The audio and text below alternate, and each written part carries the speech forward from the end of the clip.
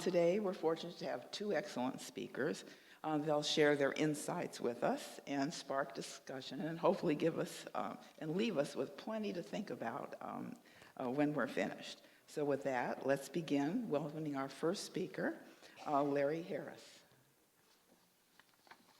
Larry Harris holds the Fred V. Keenan Chair in Finance at the USC Marshall School of Business.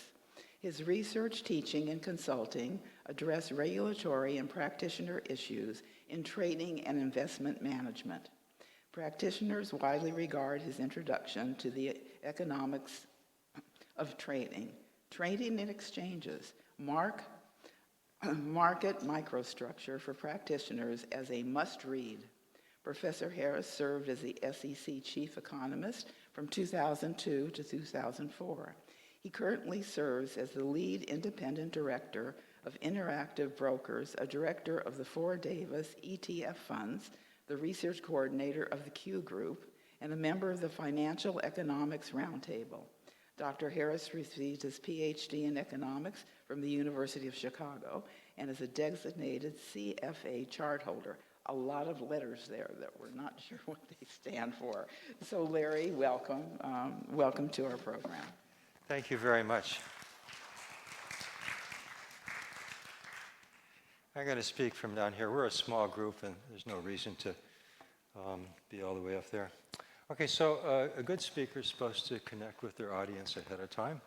I'm not going to be so presumptuous or boastful to suggest that I'm a good speaker, but I thought of, well, how best to connect to you guys? And I thought, I'm going to connect in a way that's completely orthogonal to my talk, and you tell me if it works out okay.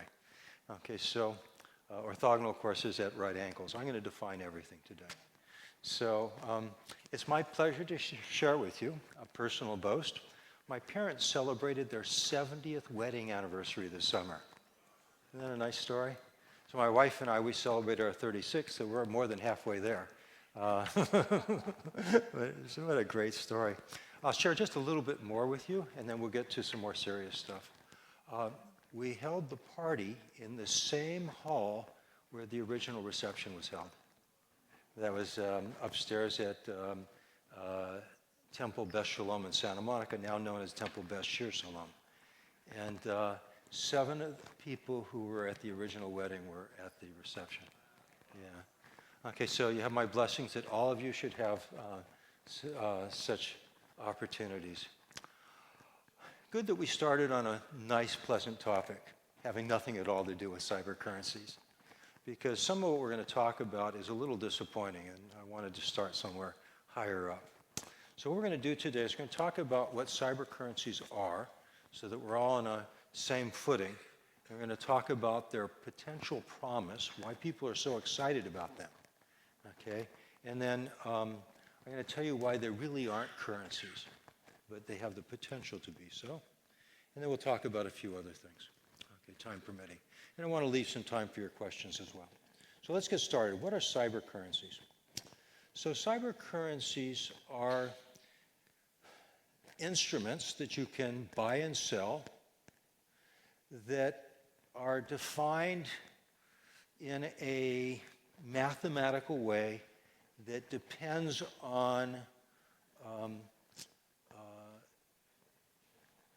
basically cyber tools, which refers to the ability to keep secrets and to keep confidence, that are mathematical, and they are distributed throughout the internet. Okay, so there are these things that are very abstract. They derive their value because other people think they're valuable, and we're going to talk a lot about that. They are secure because there are systems to keep track of who owns them, and it turns out that those systems are extraordinarily important. In fact, maybe we should talk about why they're so important right now. If I own some Bitcoin and I sell the Bitcoin to Roz, and I simultaneously sell the same Bitcoin to Barbara, that would be a fraud. And if they both give me dollars for my 1 Bitcoin, I can't deliver the same Bitcoin to both of them, and that would be cheating. Okay, so there has to be some system that exists to prevent people from doing that. And that's what the cyber part is about. We'll talk a bit more about that. The cyber currencies are divided into two groups. Not divided, we can classify them. There are the ones that fluctuate in value. Those include Bitcoin, which you're most familiar with. You've heard about it. Other currencies that you may not have heard about, like Ethereum, and a few other examples. And then there are a second group of currencies that are called stable currencies. And they are set up to be substitutes for fiat currencies like the US dollar, but only in electronic form. We're going to talk about both of those today, but first I want to talk about the ones that garner the most attention, the Bitcoin. Okay? So Bitcoin is something that some seemingly mythical person, I forget the guy's name, an anonymous person created this, published it, and it's basically a protocol along with code that is run on computers throughout the world that keeps track of the accounts for Bitcoin. And there's a system for doing trades in Bitcoin, all of it, again, distributed. So it's distributed all around the world. It lives in zillions and zillions of different computers with redundant copies all over, so nobody's worried about losing these records of who owns what. Okay, so that's what Bitcoin is. And this guy created it, and people started trading it, and it started to increase in value, became very popular. Okay, so what's the attraction of Bitcoin? Well, for many people, the attraction is if you bought it a long time ago and it went up in value, then you made a lot of money. Today, Bitcoin is $120,000 per coin. That's a lot of money. And there are people who buy it today because they think it's going to go up in value. And whether it does or not is something we're going to talk about today. Okay, but that's one attraction. It's sold to us as this system of money. In a few moments, I'll tell you it's really not money, but this system of money that is independent of any government. So it's not subject to inflation in the sense that, you know, the United States Federal Reserve can print money and generate as much money as they want to, but in the process, they can devalue the dollar and create inflation. So it's not that. Yes? Can I ask a question? Yeah, a little bit, but we can have questions at the end too. Is mining? What's mining? Yes. We're going to talk about that in a few moments. Okay, so good question though, very important one. Okay, so the attraction of Bitcoin is that it's potentially some currency that can't be inflated by a government. Bitcoin operates according to this algorithmic protocol. Algorithmic means like basically computer code that's distributed everywhere and can't be violated because of these security systems that are associated with cryptography, the ability to, the mathematics of how to keep things secret. Okay, so it's a system like that. And the claim is that this currency is attractive because you can own it and other people won't know that you own it. That's actually not true for Bitcoin. The government can actually figure out who owns Bitcoin. It's attractive because it allows you to move money, say from the United States to a foreign country, very easily. And this, by the way, is the primary use of Bitcoin right now. Many of those people moving money are doing it for illegal purposes, which is of great concern. But it is a cheaper way to move money, generally, although somewhat risky, than other ways of moving money, like through Western Union or certainly through your bank. So one of the attractions of all forms, both types of Bitcoin, is that it's a way of getting around the banks and all the fees that they charge you. So for instance, if you want to if you need to move money from the United States to, say, Switzerland to buy a glider, something I've actually been doing lately. Okay, if you go through the banking system, it costs you about 2% of your money. That's a lot. And if you imagine if you move it there and move it back, the round trip cost is 4%. That's a huge amount of money. Fortunately, you can do it for far less. And if anybody's interested, I'll explain to you how you can do that. But you can also do it with Bitcoin. So those are some of the reasons why people are excited about Bitcoin. Other reasons is that they don't understand it. Okay, but it really sounds exciting because it's got the word cyber attached to it. And cyber is like, high-tech mathematics that secures the system. Okay, so let me explain to you why they're not true currencies right now. And then we're going to talk about the mining. Okay, so a currency has three attributes, according to the economists, and I'm an economist. And I think that you'll agree with me that these are all three important attributes, and they pretty well define what a currency is. A currency is, first and foremost, a medium of exchange. We use it to, buy candy bars. So Bitcoin and the other untethered, the ones that aren't locked down to the dollar, the non-stable ones, none of these are being used for exchange in any big way. I said a little bit for moving money among countries and stuff like that, but nobody buys candy bars or even cars, and certainly not houses, using Bitcoin. And anybody who does only figures out what the price was in dollars, then they do a conversion. There's an exchange rate between dollars and Bitcoin, and that rate varies a lot. We'll talk about that in a moment. And so they're really not using it in a way that we normally think of a dollar. If I pull a dollar out of my pocket, you're going to recognize that that can be used to buy all sorts of stuff. So people aren't using it that way right now. Another very important element of a currency is that because it's used as a technology for buying things and selling things, to settle up accounts, it's important that its value doesn't fluctuate too much. Because if you need to, say, buy a house and you're aggregating your money for that house in a savings account or in the equivalent of a savings account for cybercurrencies are called wallets. They're electronic software things that live on people's computers. Okay, so if you're aggregating your money to buy a house, you don't want the value of that money to drop very quickly. So currencies are supposed to be fairly stable. And now the stable coins that we'll talk about later, they are pretty stable.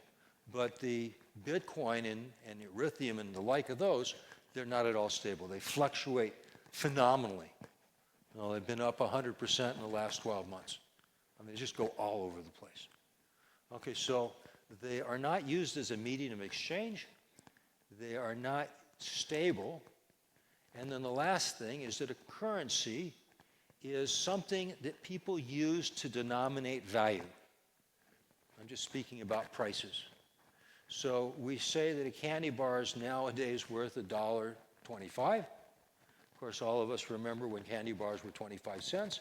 That's one of the attractions of cybercurrencies, is that it's not subject to that kind of inflation. There may be other types of inflation. Okay, but never mind that. We know the price of a candy bar in terms of dollars, and we know what the price of this event was. We know what the membership dues are here. We know what the price of cars are. There are about 1 trillion prices in our economy, and maybe more if you consider every location where people can trade things, where prices are set. Walmart itself must have, 1 million prices, or at least 100,000. There are prices everywhere that determine the value of something in terms of the dollar. And all those prices put a brake on how quickly the value of the dollar can change. Because if the dollar drops in value, everybody has to raise their prices. And raising prices, especially if there are 1 trillion of them to raise, takes a long time. And so that tends to stabilize things.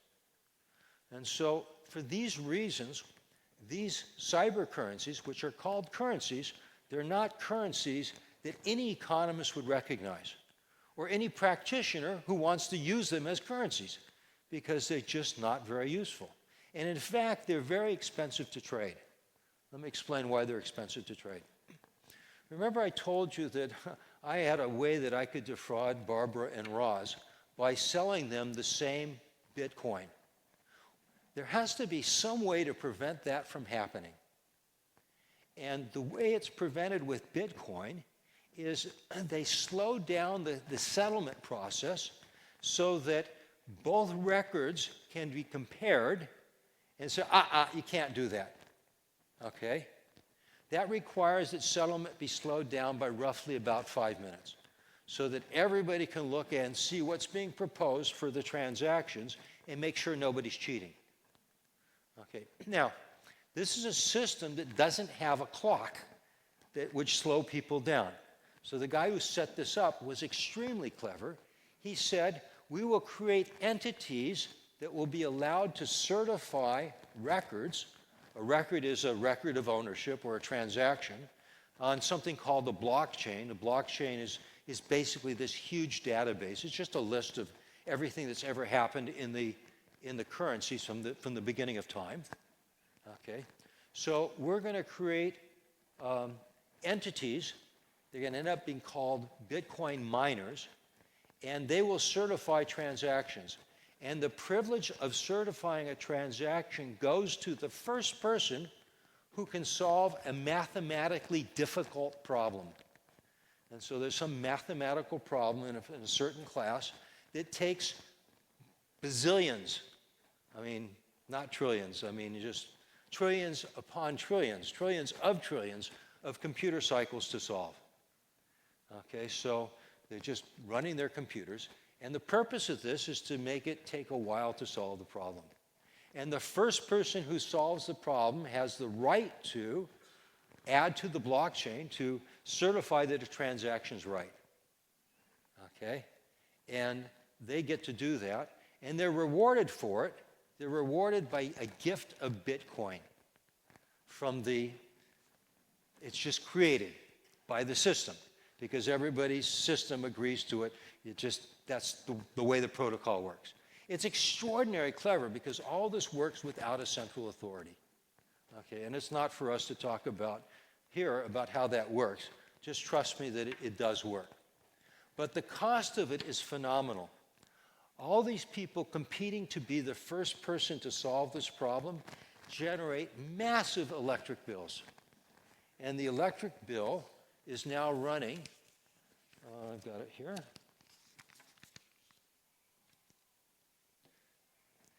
It's a little more than 0.5% of all electricity produced in the world. 57 basis points. A basis point is 1/100 of a percent. Okay. So for those of you who know anything about watt hours, it's 175 terawatt hours. It's just a massive amount of electricity, more electricity than most countries use. It's just crazy. Okay. Now, that's roughly worth $26 billion of complete waste, from my point of view. There was an environmental cost to producing all that electricity. That electricity could be used for something else. All they're doing is solving problems that are solved every single day by people who trust Chase Bank. Many of you may have accounts with Chase. Did you ever ask yourself, what's the probability that Chase won't keep track of my accounts correctly? I mean, it's essentially zero. Maybe 50 years ago it was different, but nowadays it's essentially zero. I know the systems that they use to do that. They use parallel processing systems. They store magnetic tapes in mountains and bury them under the ground so that in the event of all events that those accounts will be kept. Okay? And that doesn't cost even 1 basis point of electricity. I mean, it's far, far, far cheaper. So it seems to me quite wasteful. And now here's the interesting thing. How come nobody's aware of this? Well, because people just aren't all that well informed. but that cost presently is 1.2% of the current value of Bitcoin. So where is it coming from? Where it's coming from is that the system gives the Bitcoin miners Bitcoin that didn't exist before. And there'll be an end to this. This is the startup phase, the first somewhat like 20 years or something of Bitcoin. At some point, all of that Bitcoin will be allocated, and anyone who wants to do a Bitcoin transaction will then have to pay a miner to certify their trade. Right now, it's seemingly free, but it's not free. It's a cost that's borne by everybody who owns Bitcoin. How come they haven't noticed it? Because so far, Bitcoin has pretty much been straight up, except it drops every now and then, but it's gone up a lot. Nobody knows about this. It's called dilution. But when this ends in a few years, when all Bitcoin that will ever be created will have been issued through the miners, okay, when all of it's issued, if anybody wants to get a transaction certified, which means if they want to trade Bitcoin on the blockchain, so there are other ways of doing it too, but we'll talk right now on the blockchain, which is the big attraction, you're going to have to pay for it. Okay, and the payment now will accrue only to those people who are trading, so that 1.2% that's currently spread over everybody will have to be borne only by those people willing to do transactions. That will kill Bitcoin. Okay, that's my opinion, but it's not widely known. If it were widely known, presumably Bitcoin would die now, because who wants to hold it when it dies later, right? So as people think about it, well, the Bitcoin is going to be worthless in the future, I should get rid of it. I want to hold it while it's still going up, but if it doesn't, I want to sell it now. And so that just keeps going back to the present, as everybody realizes if it's not going to be worth anything in the future, it shouldn't be worth anything now. My opinion. There is one out, though. Okay. What you can do is you can take a Bitcoin, which is essentially a record of ownership, and you can put it into a trust. So the trust is just, call it an investment company. Okay, and the trust can have owners, shareholders. We'll call those tokens. That's what they call them. And then we can trade the tokens, which represent ownership in the Bitcoin, and we can do the settlement of tokens with any other accounting system we want to. Basic double entry accounting, which is standard. So if you don't want your Bitcoin to be on the blockchain, you could still use Bitcoin. And so one possible solution to this problem is that Bitcoin tokens will be the form in which people actually trade Bitcoin. And then only rarely will people actually trade Bitcoin onto the backbone, this blockchain, which is the distributed record of who owns Bitcoin. Of course, if that happens, then what's the benefit of having a blockchain? I mean, that was the original purpose, right? Now you have to depend on others to keep track of your accounts. By the way, all of you know that there have been huge frauds in Bitcoin. Why have there been huge frauds? Because things that are called exchanges actually aren't exchanges. They're dealers and brokers, and they've been unregulated. This is an area where I have a lot of expertise. And the primary directive of a broker is that when you give them your money, they're supposed to give it back to you. If you give them a share of IBM, they're supposed to give it back to you. And all these frauds occurred because people were giving them money that was converted into Bitcoin, and they simply stole it and went bankrupt. Okay, so that's changing a little bit, but this is what happens when regulators ignore what we've learned over literally thousands of years. I mean, if you're going to give people money, there's got to be systems to ensure that it's given back. And unless you're wise enough to figure out those systems yourself, it's probably beneficial to depend on regulators. So I'm not a former regulator. I'm not really fond of regulation, other than when it's needed. This is clearly a place where it's needed. Okay, so that covers the Bitcoin miners. So, will these ever become true currencies? It's possible. It's held out as the promise, but I think it's pretty unlikely. So most transactions, as I mentioned before, are in these currencies are done by converting, say, dollars into Bitcoin, then do the Bitcoin transaction, maybe to exchange it for pesos someplace else. And both exchanges are with reference to the exchange rate, dollar to Bitcoin or Bitcoin to peso, or with reference to the price of, you want to buy an airplane using Bitcoin, okay, well, what's its dollar price converted to Bitcoin? And, okay, so I don't see that changing too quickly. It's just not very convenient. Okay, so these currencies are, how would I characterize them? I would say that they are actually just collectibles, which is where my title came from. So people own stuff that's in zero supply because they think it will be valuable. Why do people own stamp collections? Well, because they think people appreciate stamps in one form or another. And we know they're in fixed supply, and that makes them valuable, although the values fluctuate a lot. And the same thing for coins. Now, if you're a stamp collector, you know that stamps have dropped a lot in value because the people most interested in stamps are passing away, and younger people just aren't as interested, perhaps because they're interested in cybercurrencies. So it's just a collectible. It's in fixed supply. It derives its value because other people think it's valuable. How many people here read the Wall Street Journal? A few people, yeah, a lot of people. Wall Street Journal may not be the best newspaper that you could read. I'll leave it to you to find what best is. But many of us read the Wall Street Journal because everybody else reads it. So why do we read the Wall Street? Well, because if my boss has read it, I want to make sure that I've read it too. Okay?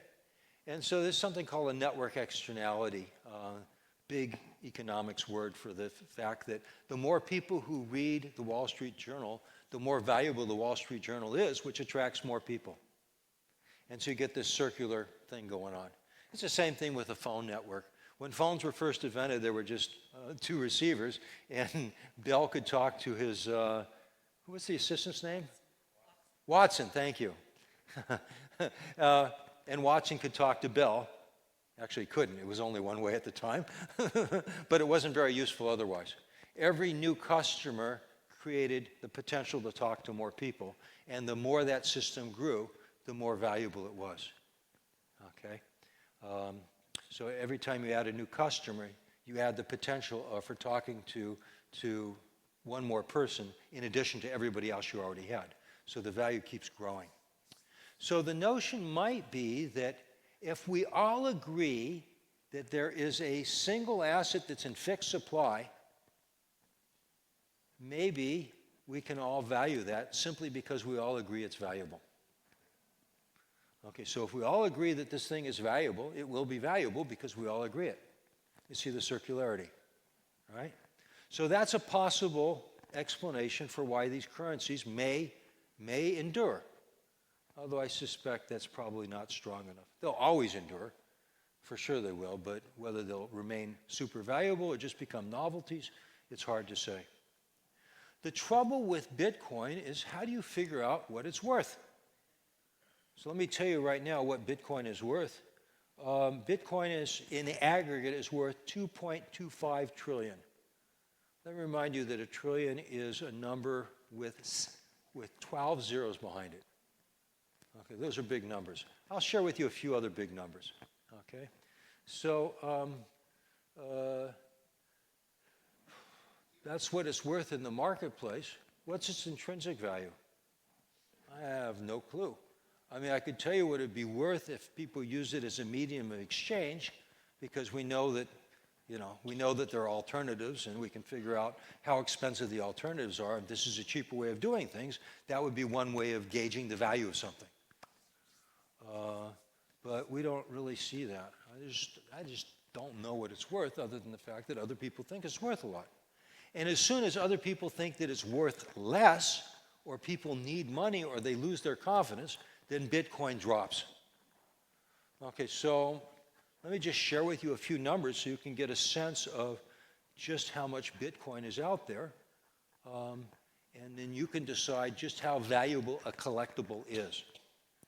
Another collectible is gold.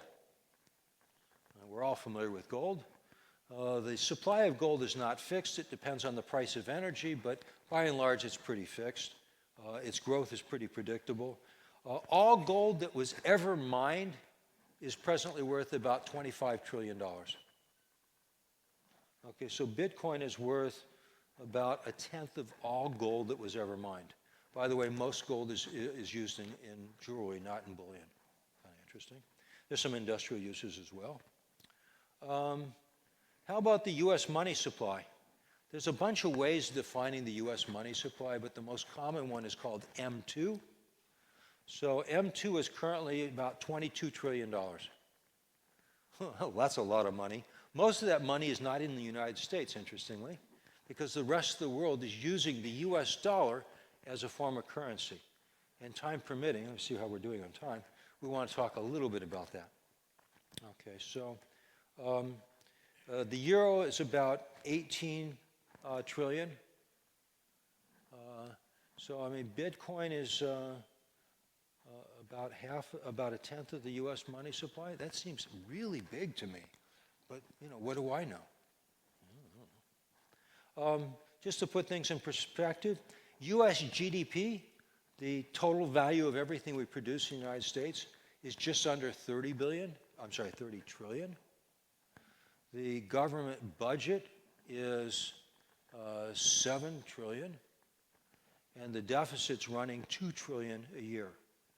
Perhaps this is one of the reasons people are looking for something that doesn't depend on the government. So the government is generating new debt at the rate of $2 trillion a year. And the total U.S. debt now is, I had it here somewhere. Off the top of my head, it's about 30 or 40 trillion dollars. It's more than the U.S. GDP, so I think it's 35 or something like that. It's a lot of money. Collectively, we owe that to each other. But, it represents massive, massive income transfers. Just for I would say your amusement, but I'm going to depress you. The Secretary of the Treasury, Bassett, he's responsible for funding the deficit and the accumulated debt. The accumulated debt rolls over every year. He has to sell $11 trillion of bonds and notes this year to keep it in balance, okay? Of which 7 of it is just rolling it over, 9 of it is just rolling it over, and 2 is new debt because of the continuing deficit. So maybe these things make it look attractive. All fiat currencies in the world may be about $40 trillion. It depends how you define them, but okay. So it's clear that Bitcoin is really valuable. If it replaces all currencies, which is unimaginable, then maybe it could increase tenfold. If it becomes worthless and goes back into the billions, you certainly will not have wanted to own it. So it is what it is. Let's talk for a few moments about stable coins, and then we can finish up with a few questions. Okay, so a stable coin is, the best way to describe it is it's electronic money. The most common example and the biggest example is called Tether, T-E-T-H-E-R, and it's called Tether because it's tethered to the US dollar. And the way they do it, you can think of it as a trust that holds treasury bills, and then it issues electronic claims that can be traded electronically using modern electronic transaction systems. You can trade it, and if you ever want to redeem it for dollars, you just go back to the trust and say, give me some US dollars. And it's fully backed by U.S. Treasuries. In fact, one of Trump's laws recently created the legal apparatus for this to be the case. Interestingly, he also said that the stable coins cannot pay interest, which is very attractive to people who issue stable coins because they issue stable coins, people give them dollars, they go out and use the dollars to buy treasury bills, and now they're making 4.5% per year for simply keeping track of these accounts. That's a massive amount of money, okay? But it will ultimately be fatal to the system because people are going to demand interest. Congress will either change the law or people will use European stable coins instead. Now, the attraction of the stable coins is that it's completely outside of the banking system. You have a clearing and settlement mechanism based on blockchains and other procedures, but it's basically accounting systems that live outside of the banking system. And so there have been proposals to create electronic dollars. The Federal Reserve could do this, but Congress is unwilling to do that because they are worried about privacy. They don't want the government knowing every single transaction you do. But in principle, you could trade anything you want by simply waving your phone at a terminal, and it'll do the electronic transaction. Now, how important is this? Well, many of you are aware that you can wave your phone at a terminal now and do a transaction. And you can do that with other money substitutes, which include PayPal, Apple Pay, Google Pay, Visa, MasterCard, American Express, Venmo, Zelle, to name a few. I think I got most of the big ones. And if you own shares in one of the others, let me apologize to you for not publicizing it. Okay. So what's the potential here? Well, again, it's the promise of having something that's really shiny based on, crypto or something like that. It's neat that it gets around the banking system. It's absolutely unconscionable that it should cost 4% round trip to send money to Europe and back. Okay, but that's how it's done through the banking system. You can do that through a company called Weiss. They only charge you 0.5% for round trip. If you simply want to do the currency transaction, you could do that through Interactive Brokers. Remember, I'm a director, so I'm blowing the horn right now. You can do it through Interactive Brokers for about 0.01%, which is basically the bank rate. That's the rate that the banks do it. Okay, so I'm not here to tell you to get accounts at Interactive Brokers, but the point here is that there's a lot of impatience with how the banking system operates. Okay, so the danger is that if cybercurrencies in any form become super popular, they have the potential to replace the US dollar. And they may not completely. The tethered currencies, the stable coins, do depend on the dollar indirectly because they have to, at least the US denominated ones have to have US Treasury bills behind them. But if any of the other ones that are not stable become super popular and actually became a currency, then that would cause the US dollar to suffer. Why does that concern me? Because we have an extraordinary privilege here in the United States. Everybody likes our dollars. They trust it. As untrustworthy the government may seem to you, it still seems pretty trustworthy, in large part because of the independence of the Federal Reserve. And for many, many years, the rest of the world has wanted to have US dollars. You know how they get them? So when they get them when the money supply expands. The money supply expands when the Federal Reserve prints dollars. They print them electronically. I won't explain how it goes we can talk about it later, but effectively they just print dollars. And then these dollars are used to buy goods and services from people abroad. Trump's concerns about the imbalance of trade reflects the fact that the rest of the world is sending us goods and services in exchange for dollars that we simply print. So to say that the trade deficit, in its simplest, most physical terms, having nothing to do with finance, the trade deficit merely is a statement that says that the rest of the world is sending us more goods and services than we are sending to the rest of the world. That means they are working harder to send us stuff than we're working to send them. Okay, so last time I ever looked, it was pretty easy to figure out who the rich people are and who the poor people are. The poor people are the ones who are working for the rich people. Okay, that's the deficit, the trade deficit. Trump somehow wants to change this. What he's saying is he wants Americans to work for the rest of the world. And, maybe that's good, but it strikes me that it's better for the rest of the world to be working for us.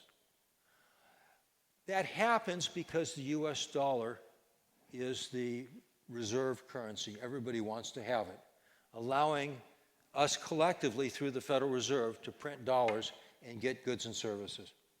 It's a remarkable thing. Anything that would threaten that would cost us 200, 300, maybe it's now up to $400 billion a year. I forget which senator said that, a billion here, pretty soon we're talking about real money. So why don't we close on another joke, and then we'll take some questions. So very quickly, when you're talking about trillions, billions are just called rounding errors in the budget, right? Okay, so what's smaller than that? So like the budget of the Securities and Exchange Commission, which is a couple $2 billion, and variation in the budget there is not very much. That's called money dust. So the proper term is you got the rounding errors, and underneath that, it's money dust. It's only money dust. For the government, money dust is measured in the billions of dollars, but in truth, when you compare it to trillions, it's not really a lot. Okay, I don't know how funny that is. It's probably not very funny at all. Saw your hand first.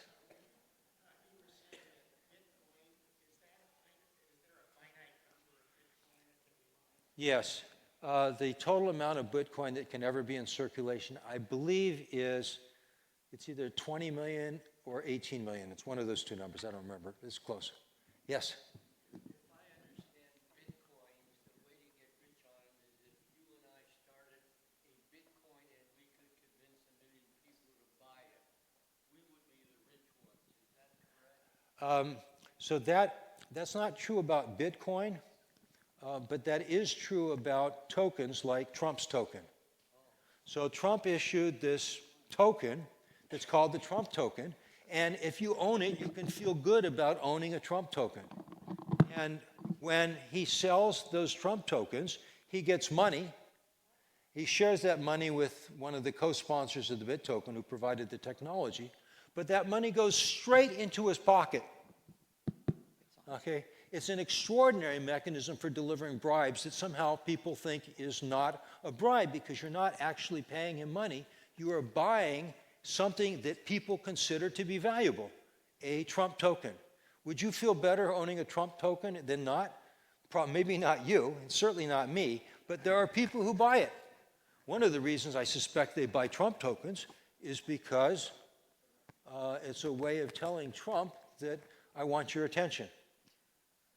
It's the most blatant mechanism for corruption that could possibly be imagined. Yes, we have a microphone here. George. What prevents the tulip incident to repeat with Bitcoin? It's already happened a few times. So the question was, what causes tulip or bubbles to occur in Bitcoin?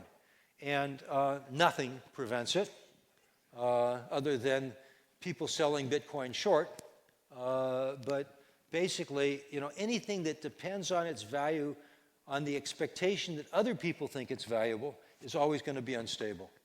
So we're going to get booms and busts regularly. Why will there be an end to Bitcoin? Because can't the blockchain be extended indefinitely? The blockchain can be extended indefinitely, but extensions of the blockchain require the miners to do a ton of work that is that's expensive. Somebody's got to pay for that expense. Right now, they don't see that they're paying for it, and to the extent that they're paying for it, it's distributed over everybody. But when you actually want to do a transaction, have to pay it, only you're going to be able, only you'll pay for it. It'll just be phenomenally expensive. There won't people do it. Also, where and who owns the thousands of computers that house copies of the blockchain? So the computers are distributed all over the place. They're owned by entities called Bitcoin miners. The blockchain is just an enormous database that is not big by computer sense. And it just sits all over the place in identical copies. And there are systems to ensure that those copies remain identical. That's what this mining process is about. And for your amusement, the miners generally set their operations wherever electricity is cheapest. So lately, there have been a lot of Bitcoin miners who have set up in the Mojave Desert. Anybody know the reason why?